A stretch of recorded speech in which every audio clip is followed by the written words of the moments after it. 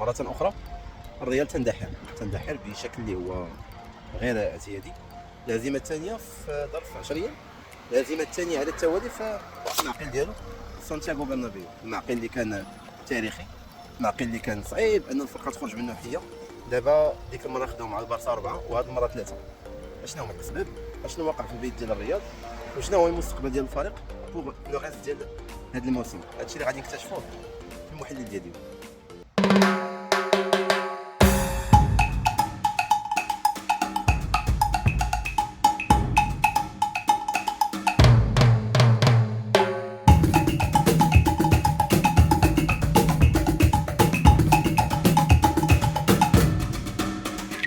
شاهدنا جميعا المقابله الاخرى ديال مدريد، ريال مدريد كونتر لاسي ميلان. نورمالمون هي مقابله اللي كتجمع ما بين اسطورتين من الاساطير ديال الشامبيونز ليغ، مي مؤخرا لاسي ميلان ما بقاتش في القوه ديالها ديال زمان اللي كانت يعني الاواخر ديال التسعينات والبدايه ديال لي زاني 2000، خصوصا اللي كان عندهم المستر كارلو انشيلوتي كمدرب.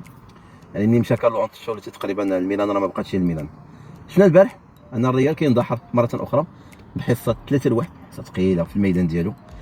شي حاجه اللي انا شخصيا ما عمرني ما عييت ما نرجع بالذاكره ديالتي للوراء نشوف شي مره اللي كانت مدريد خسرت جوج مرات من 70 في الميدان ديالها على التوالي، وخسرت بحصص اللي هي ثقيله. بحال دابا راه استقبلت 4 البيوت كونتر البارسا و3 البيوت كونتر الميلان وماركات يلاه بيت واحد، يعني الحاصله 7-1. فين كاين الخلل؟ ما غاديش نتكلم عاوتاني على داكشي اللي كنت تكلمت عليه شي 3 الفيديوهات قبل، على المشاكل ديال الريال وهل هي النهايه وهل هي كذا. داكشي صافي دابا راه ولا من المسلمات. دابا كنشوفوا البارح، انا ماشي مدرب ماشي خبير تدريبي، ولكن صراحه بديت كنفقد الرغبه انني نتفرج في ماتش ديال مدريد، كما فقدت الرغبه شحال هادي باش نبقى نتفرج في الماتشات ديال المنتخب، كما فقدت الرغبه انني نتفرج في الماتشات ديال الوداد البيضاوي اللي هو الفريق المفضل في المغرب بالمناسبه. فكنشوف ان كارلو بدا الماتش بخطه 4-4-2 ودو زاتاكون في لي بوينت، يعني فينيسيوس وهذا ومبابي. فينيسيوس ومبابي اللي هما نورمالمون سون سون با دي زاتاكون دو بوينت، ماشي مهاجمين حقيقيين، ماشي مهاجمين ديال الصندوق. فالجوجهم كيلعبوا في مركز واحد اللي هو المركز ديال الجناح الايسر. وهنا يتبادر الى ذهننا السؤال، علاش الريال جابت لاعب اللي كيلعب في الجناح الايسر الوغ كنت عندك لاعب في الجناح الايسر اللي ما كتجلسوش شفتوش، اللي لاعب اللي هو اساسي يعني هو فينيسيوس، ومشيتي جبتي مبابي. التدعيم الوحيد اللي كان جا للريال كان لاعب في الدفاع كان مشى اللي هو ناتشو، صافي قال لهم الله يجعل البركه. كان لاعب في وسط الميدان اللي هو كروس اللي هو اعتزل، وكان لاعب سعود حقيقي اللي هو خوسيلو مشى لقطر. ودابا جابوا يعني فريق كريال مدريد اللي كيتنافس على جميع الالقاب كل سنه، وخصوصا هذا العام اللي عنده روزنامه مزدحمه بالماتشات، فما جبناش ما دعمناش هذوك المراكز وخلينا غير مبابي اللي حاليا دابا تائه، وإلا كان كيسوى واحد الوقيته كان كيسوى الثمن، فدابا فطحت بزاف من القيمه ديالو وسويرتي انه يسترجع قريبا. علاش؟ بسبب سوء التوظيف. هادشي انا كاع كامل كنرجعو، ما غاديش نقولوا الرئيس، ولكن المدرب ملي كيكون ذو شخصيه وكيمتلك سلطه القرار فهو اللي كيحدد اشنو اللي غادي يجيب وشنو اللي ما غاديش يجيب. هنا سي كارليتو الدرافات كيعطي اللعابه الحب، ما كيتطلبش ما كيطلب والو، ما كيقولش راني بغيت وبغيت. والحاصله هي اللي دابا اللي كنشوف هادشي راه كنت نبهت ليه هادي شهرين، كنت حطيت فيديوهات وكنقول ان راه مدريد راه ما غاداش تفلت دائما وما غاديش يلعب معاه دائما الزر، باسكو حاليا كنشوفوا لاعب اللي هو ما قيتس، لاعب اللي هو ديغولاس. ما بقيتش كنحمل صراحه نتفرج، انا كنشوف غير الماتش ديالهم مع الميلان البارح، بغيتو غير انت يسالي باسكو فريمون ماشي هادي مدريد اللي كنعرفو، ماشي هادشي اللي عرفنا. المهم نرجعوا للسيروره ديال الماتش. سي كارليتو لعب 4-4-2، جوج ديال اللاعبين اللي ما كيدخلوش في العمق، اللي واحد شاد اليمين وواحد شاد اليسار، داكشي اللي سهل المأموريه ديال الميلان اللي لعبات بخمسه ديال لي ديفونسور، سكيفي طرقات لك يعني الجناب ديال التيران الا كان شي انفيلتراسيون ايتو. كنشوفوا ان الريال باقا كتلعب بلوكاس فاسكاز اللي هو مسكين ماشي جوج، ماشي ظهير ايمن، اللي هو كان ديباني.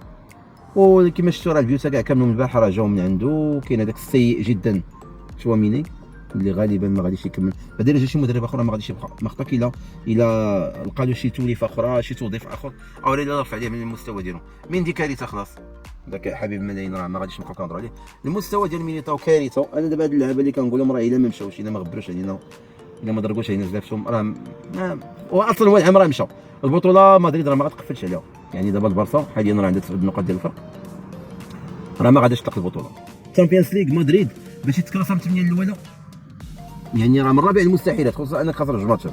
حنا كنشوفوا ان فريق بحال ليفربول اللي بالمناسبه راه هو الماتش الجاي اللي عندنا هو مع ليفربول، كنشوفوا فريق بحال ليفربول اللي عندها دابا 12 نقطه، مدريد عندها 6 نقاط في المركز 18.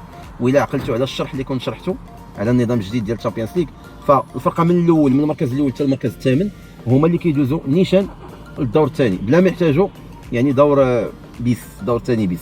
سادير كو الفرقه اللي من الرتبه التاسعه للرتبه 24 بمجموع 16 فرقه غادي يتلاقاو بيناتهم، غادي يلعبوا دور ثاني بيس. هادوك 8 الفرق اللي غادي يخرجوا منهم هما اللي غادي يلعبوا مع 8 الفرق الاولى اللي غادي يكونوا مرتاحين، اللي ما غاديش يكونوا تزادوا عليهم جوج ماتشات.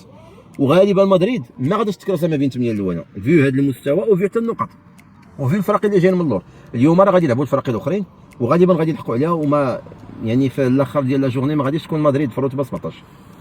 وإلا عاوتاني يخسروا جوج ماتشات اخرين ما غيتكاليفاوش حتى الدور الثاني، داك البيس اللي حاقرينو ما غاديش يتكاليفاو ليه. علاش؟ باسكو لومبيونس دابا حاليا يعني امبيونس اللي خايبه. كارليتو هرب عليه الشغل، وكنقول كنت انا قلتها ومازال كنقولها ان اونتيلوتي خصو يمشي بحالو. غير دابا هو كيبقى واش غيمشي بحالو دابا او لا غادي يمشي بحالو حتى لاخر العام. ما عرفتش انا كيفاش الا بقى في الاخر العام اشنو غادي يديو، راه ما غادي يديو والو. عيب ان فريق بالامكانيات ديال مدريد وباللعابه اللي عنده دابا، واخا كاينين شي لاعبين ما زعما ماشي بالمستوى ديال مدريد، ولكن عيب اننا نكونوا كنهضروا هاد الهضور ديال دابا بصراحه عيب. وكيخرج الناس سي بوطراغينيو البارح كيقول لك مدير العلاقات المؤسسيه كيقول لك راه ما غاديش ندخلوا الميركاتو ديال الشتوى، راه عندنا اللعابه نحن ريال مدريد. المهم مكتب هنا اننا نتشلوا هذا العام، نتمنوا ان العاقبه تخرج على خير وما يكونوش هزائم اخرى ثقيله. العام اللي فات مدريد خسرت جوج ماتشات في العام كاع كامل. هذا العام ديجا دابا حنا يلاه في شهر 11 بدايه ديال شهر 11 وخاسرين 3 الماتشات ومتعادلين مع فرق اللي هما دون المستوى ديال مدريد. لحقاش مدريد خاسره مع يعني مع البارسا اللي ماشي شي فريق اللي هو كيخلع، وراه غادي تشوفوا هذا الشيء في الاخر العام غادي تتذكروا كلامي. خسران مدريد مع ليل، خسران مع الميلان اللي هي في اسوء الحالات ديالها. ف صراحه ما انا كمدريدي ماشي غادي نكون متحيز، ولكن تنهضر بواقعيه. الفريق ديال الريال هذا العام راه لا ما كاين والو. بون كاين مدربين كاين منقذين يقدروا واش ممكن انهم ينقذوا مدريد. لاعبين خاصهم يتبدلوا، لاعبين خاصهم يجيو، ما كنطلعوا الشباب اللي كانوا ممكن انهم يكاليو علينا في هذه الازمه بحال اللي واقع دابا البارسا، اللي اللعابه ديال لاماسيا ديال الاكاديميه ديال الشباب هي اللي هما اللي هازينها. المهم حكيو لي في التعاليق اشنو بان لكم واللي وصل لهذه النقطه في لي كومونتير.